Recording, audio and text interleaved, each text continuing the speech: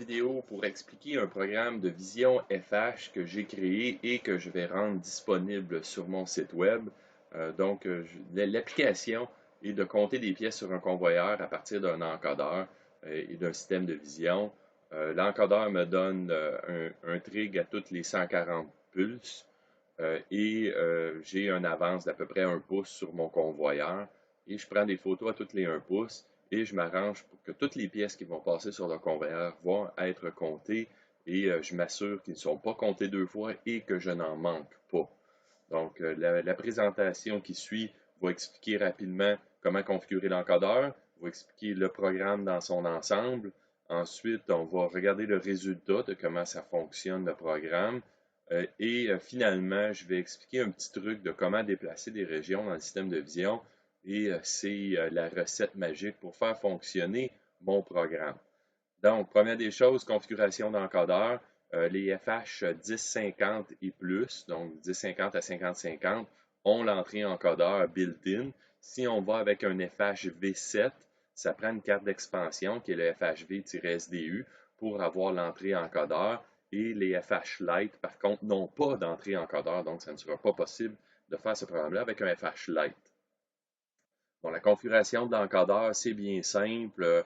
Si on va dans notre FH, on va dans Tool, System Settings, on a directement une option Encodeur Trigger Setting qu'on vient activer, qu'on dit si on prend l'entrée Open Collector ou l'entrée Line Driver.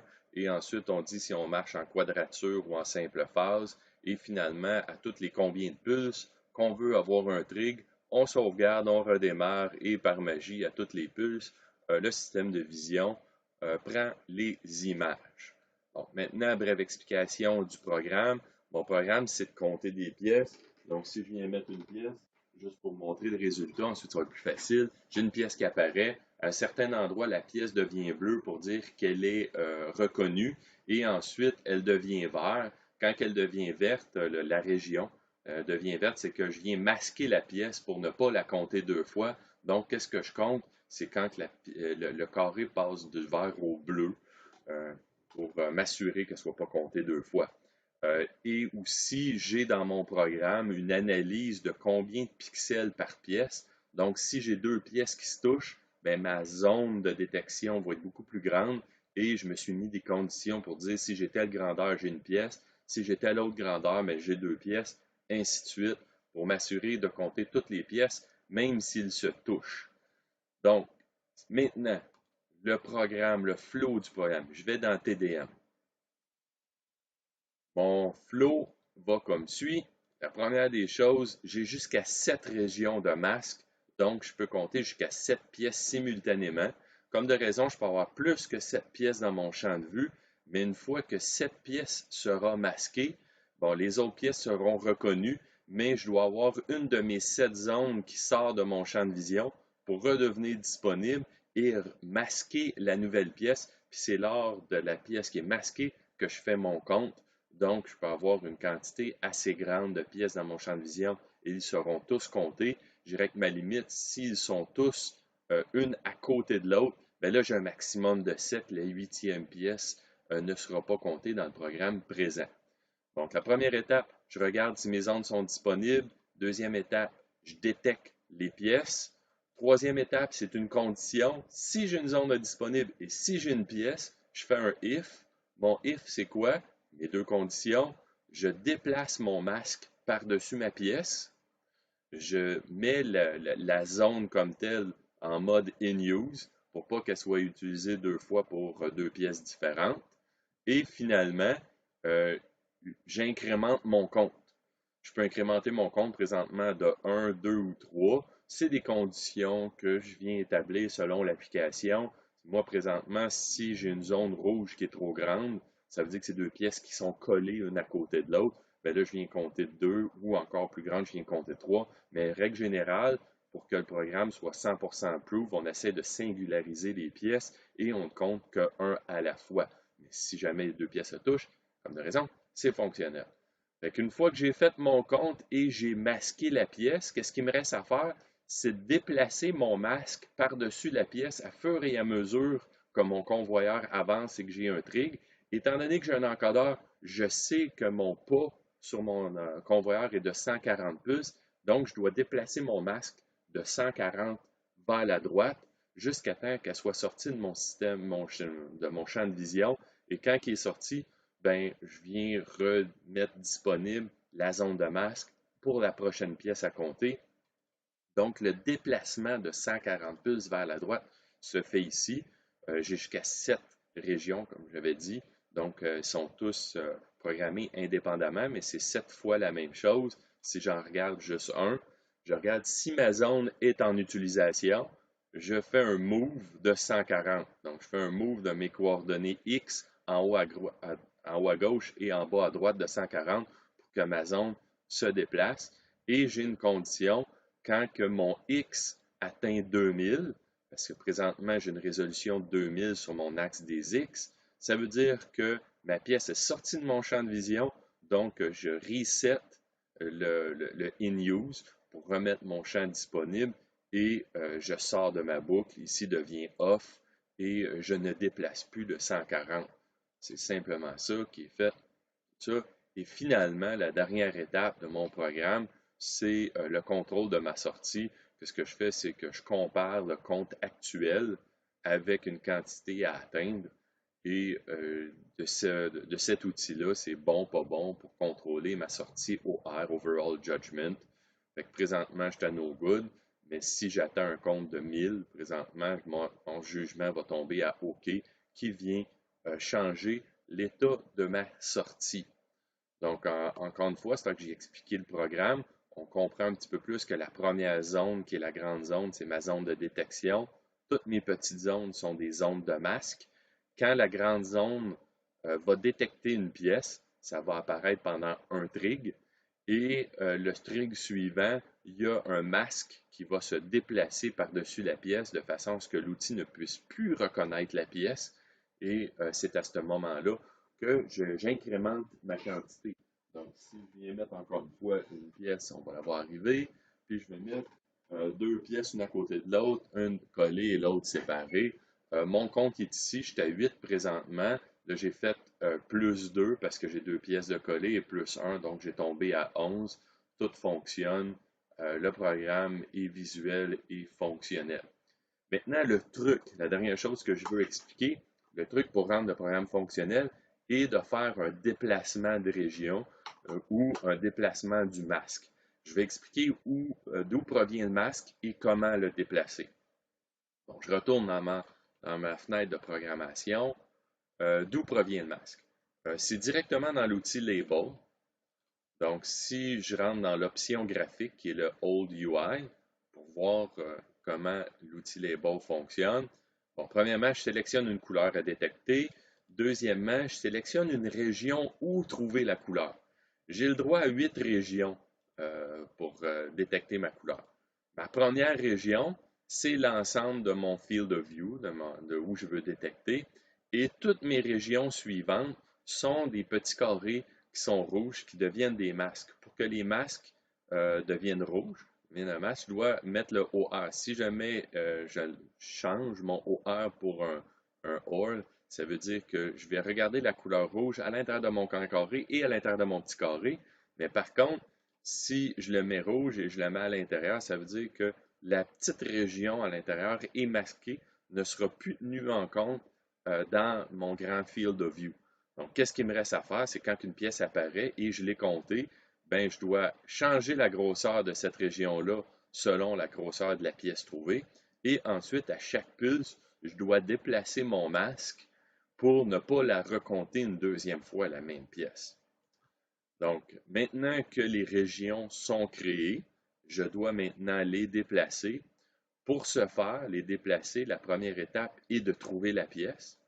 Bon, pour trouver la pièce, dans l'outil Label, j'ai les coordonnées de la pièce. Les coordonnées rectangle X et Y sont le coin en haut à gauche. Et les coordonnées largeur et hauteur, ben, du coin à gauche, ma longueur, comment il l'appelle, c'est width, ma largeur, c'est sur l'axe des X, et ma hauteur, c'est sur l'axe des Y. Donc, X plus largeur me donne la position ici, Et Y plus hauteur me donne la position ici. Donc, si je fais X plus largeur et Y plus largeur, devient mes coordonnées en bas à droite. Et pour déplacer mon masque, j'ai besoin de deux points, le point en haut à gauche et le point en bas à droite. Donc, les quatre données ici sont suffisantes pour pour créer ma région et bâtir mon masque. Donc, à cette heure qu'on sait ça, je viens ici. Quand je fais déplacement de coordonnées, qu'est-ce que je fais ici? Si je rentre à l'intérieur, move the whole UI, qu'est-ce que je fais? C'est que je prends directement mon X1, Y1 et ensuite je prends mon X1 plus la largeur et mon Y1 plus ma hauteur. Donc, ça devient X1, Y1, X2, Y2 qui sont en haut à gauche, en bas à droite. Donc, c'est ça ici qui me fait mes calculs. Donc, je dois reprendre les positions d'ici et les déplacer vers les positions de mon masque. Bon, pour reprendre les positions ici, je dois les déplacer, chacun des résultats de mon expression, vers des variables.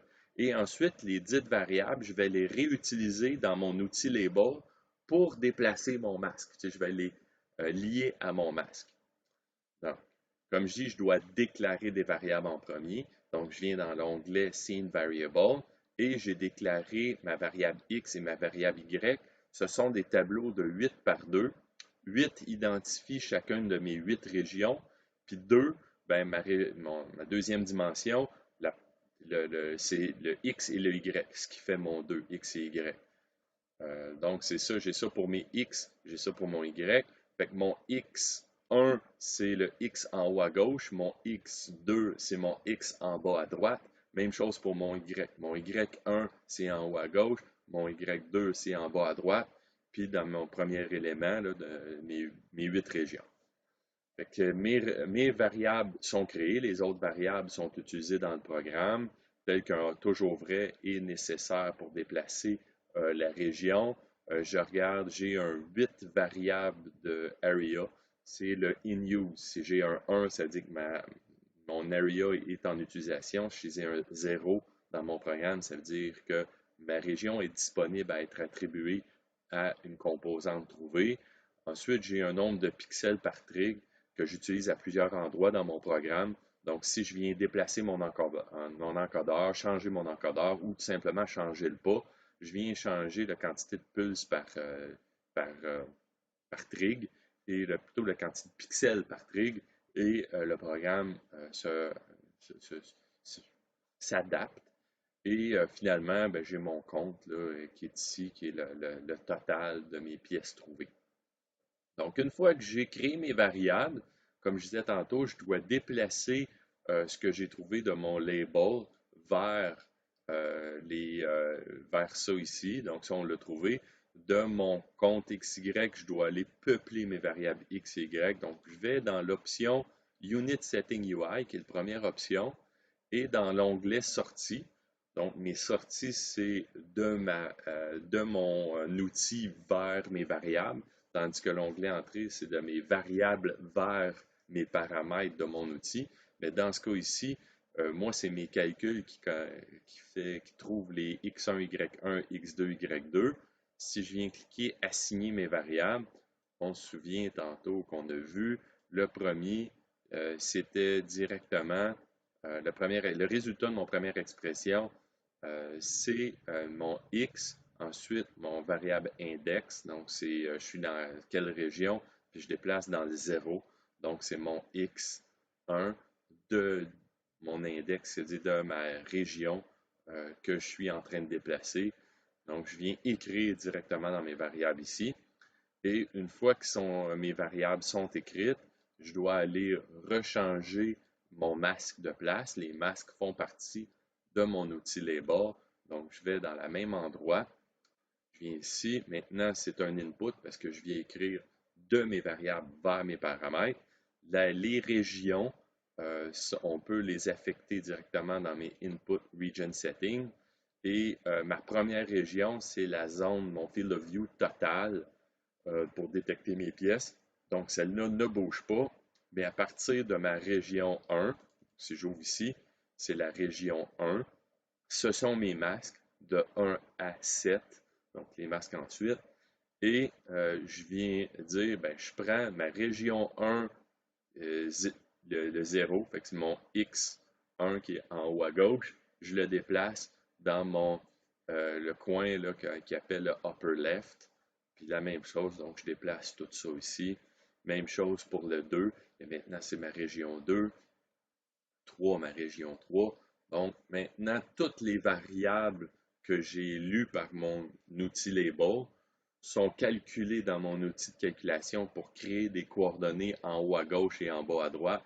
Et de ces coordonnées-là sont déplacées vers des variables qui sont réutilisées, réinscrites dans mon outil Label pour que euh, mon, euh, mon déplacement, plutôt que par région, va masquer directement la pièce. Une chose qui est super importante à savoir, puis c'est un endroit où vous pouvez perdre beaucoup de temps, quand on fait du déplacement de région comme ça, chaque outil en bas complètement a ce qu'il appelle le Inspection Area Figure Update.